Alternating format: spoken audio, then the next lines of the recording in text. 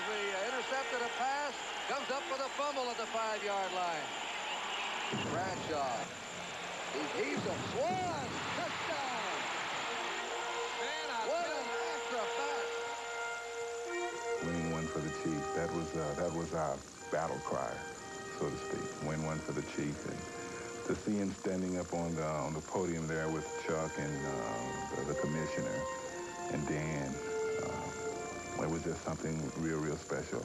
Can't be replaced by anything I've ever been a part of. It was really quite easy being Art Rooney. You just went by what the Constitution said and treated everybody equally, behaved as Shakespeare wrote, to thine own self be true, and practiced what Jesus taught, love thy neighbor as thyself. Easy. Easy for the Chief. The man never changed. He lived in this same simple downtown neighborhood all his life, raised a family in this house, and stayed here till the day he died. It's only about a 5-minute walk down here to Three Rivers Stadium. And when the Steelers finally won a championship after 40 years of trying, he came into the office and he heard the receptionist say, "Good morning, World Championship Steelers." No, Mr. Rooney said, we don't have to tell people that. You see, win or lose for the Chief, the Steelers were all the same. In Pittsburgh, in his neighborhoods, in his church, and the good people. And no matter how big he got, the same good man always walked these streets. Like one thing about Pittsburgh, they're the #1 city. And the one thing that I believe, and I sincerely believe this, is that what made them #1 city was the people. You know, I would say our father tried to tell us of many things and values, but the biggest thing he really talked about was trying to treat people right and to be, you know, just that people were really good people. He said that often. He was a street guy. He liked to talk about the street and the activities going on.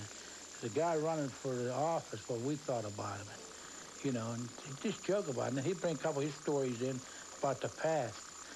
He liked to talk about his past because they were the good days. No phonies, and you know what I mean. He would just talk straight up to you and say, here's the way it went. And he'd kill about an hour's time, but we made up for it. I say hello to everybody. Half the time I figure that people think, who's that? Not because I do. I walk them down and I say hello to everybody because, you know, that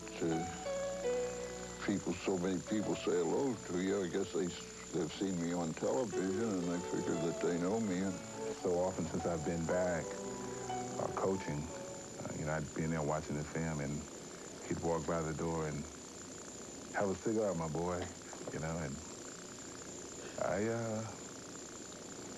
miss that. I just miss seeing him, miss talking to him. He was the same from the time that I saw him until, you know, until the very end. You know, he really never was anything different. Was always the same person that was, you know, just did so much for all of us.